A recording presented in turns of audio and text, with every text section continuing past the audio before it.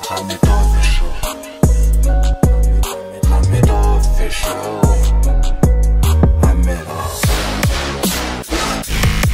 Баршаға сәлем достар, бұл Хамид Official YouTube арнасы. Бізді қолдап тұрақты түрде тамашалайтын көрермендерге ерекше алғыс білдіре отырып, бүгін сіздерге қытайлық актер, бодибилдер және жекпе-жек шебері Боло Йен туралы ең қызықты ақпараттарды ұсынатын боламыз. Әзірге каналға жазылып, лайк басып, қолдау көрсете кетіңіздер. Ал жарнама бойынша экранда көрсетілген электронды почтаға немесе Telegram нөмірге жазсаңыздар болады. Боло Йен шын есімі Янси 1946 жылы 3 шілдеде Қытайдың Гуандун провинциясындағы Мэйсиян округінде өмірге келген. 4 жасынан бастап кунг-фумен айналса, ал 10 жасында жекпе-жек өнерін жергілікті шеберлерден үйрене бастайды. Янси сонымен қатар акробатика мен гир көтеруге де қызығушылық танытқан. Жаттығумен үздіксіз шұғылданған жігіт дене бітімін қалыптастырып, пауэрлифтингтен Қытайдың чемпионы атанады. 1960 жылдары Гонконг қаласына келіп, жүзумен айналса бастайды. Сонымен қатар бодибилдинг мектебін ашып, жастарға үйретіп жаттықтырушы болады. Көп замай ағайынды шоу киностудиясынан жаңа фильмдерге түсуге ұсыныстар келеді. Осылайша 1970 жылы алғаш рет Тамаша семсерші фильміне түседі. Және сол жылы бодибилдинг турниріне қатысып, мистер Гонконг атағын жеңіп алады. Актер өзінің сымбатты дене бітімімен түрлі образдарды сомдайды. Оның ішінде жаман адам образдары жиі кездеседі.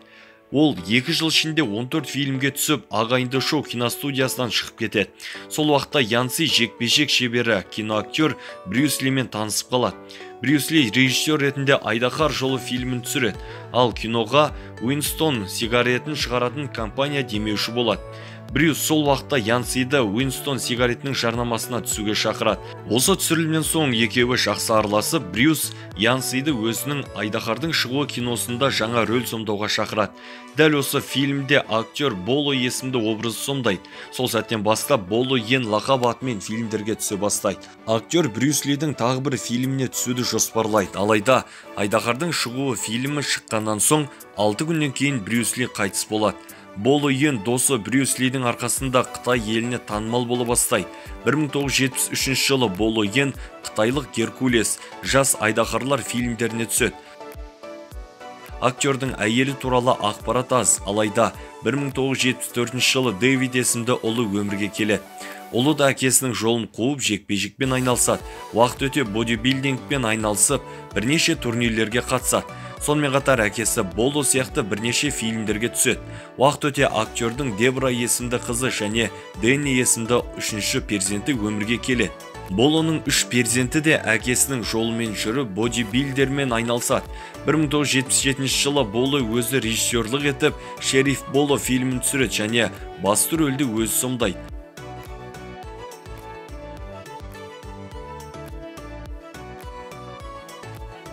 1978 жылы Брюс Лидің соңғы киносы, яғни Игра смерти фильмі жарыққа шығады.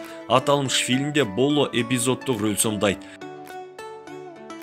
1979 жылы Почер кунг-фу, Бесстрашный мастер, Головоломка және тағы бірнеше көптеген фильмдерде рөл сомдайды. Режиссерлар Болоның түр тұлғасына, әрі денесіне қарап жаман кейіпкерлердің образын жиі береді. Алайда 1986 жылы актер Офицер Тубақайда комедиясында жағымды кейіпкердің рөлін ойнайды. Сол жылы Брюс Лидің ұлы Брэндон Лимен бірге Подставленный фильміне түседі. Боло бұл фильмге түсіп қана қоймай, Брюс Лидің ұлына жекпе-жектің қыр-сырын үйретеді.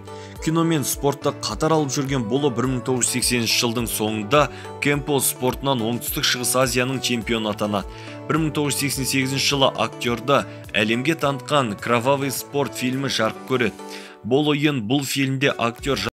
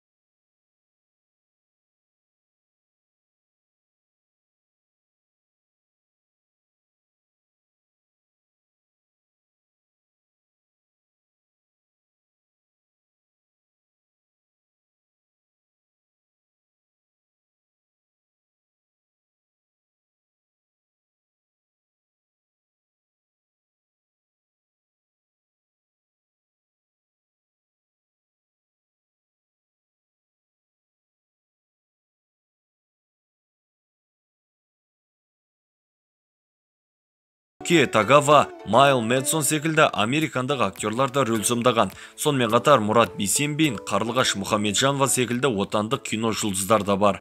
Кейбір ұл қыздарымыздың ана тілімізді білмеуі, не шала білуі мені қынжылтады деп халық қаһарманы Бауыржан Момышұлы атамыз айтқандай, ана тілімізді ұлықтау, оны қастерлеу әрбіріміздің азаматтық парызымыз. Осы орайда баршаңызды экранда көрсетілген қазақ тілі жанашыры Instagram парақшасына тіркелуге шақырамыз. Ана тілімізге жанашырлық танытып, оны насихаттауға, дәріптеуге қолдау көрсете кетейік. Сілтемені төменде қалдырдым.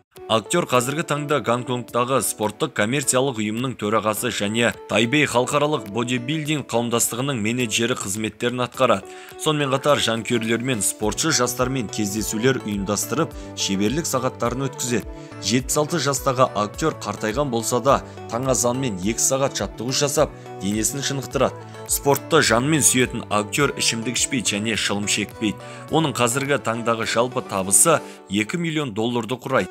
Басқалармен салыстырғанда бұл аз қаражат болғанымен, бұл үшін тұрақты табыс көзі. Актер қазіргі уақытта отбасымен Калифорния штатында тұрады. Оның 2 этажды зәулім үйі мен $50 000 алған Audi A3 маркалы көлігі бар. Бұл ойын актерлық мансабында 100-ге жуық фильмдерде ойнаған. Ол кино жұлдызы ретінде ғана емес, нағыз жекпе-жек шебері және адамгершілігі мол қарапайым азамат ретінде де көпшілікке үлгі бола білді. Қазіргі уақытта Бол Йеннің Америкада және Қытайда 1000-ға жуық шәкірттері жекпе-жек өнерін үйренуде. Достар, Болоның ойнаған қай киносы естеріңізде бар? Мен Ван Дам екеуі бірге ойнаған Кровавый спорт, Двойной удар киноларын алғаш рет видеокассетадан тамашалаған болатынмын. Өз ойларыңызды төмендегі комментарий бөліміне жаза кетсеңіздер болады. Егер каналымызға жарнама бергіңіз келсе, экранда көрсетілген электронды почтаға немесе Telegram нөмірге жазсаңыздар болады. Видео соңында Брюс Ли және Джеки Чан туралы қызықты ақпараттардың үстіне басып көрсеңіздер болады. Айтпақшы, төменде каналымыздың сілтемесін қалдырдым. Тіркеліп, жаңа видеоларды сол жерден көруге мүмкіндік бар. Каналға жазылмаған болсаңыз, дәл қазір жазылып үлгеріңіз, себебі алдағы уақытта танымал жұлдыздар туралы ең қызықты ақпараттар жарық көрмек. Бұл Хамит Official YouTube арнасы. Ақпаратты дайындаған Хамит, мәтінді оқыған Берік Сабыр. Келесі кездескенше аман сау болыңыздар достар.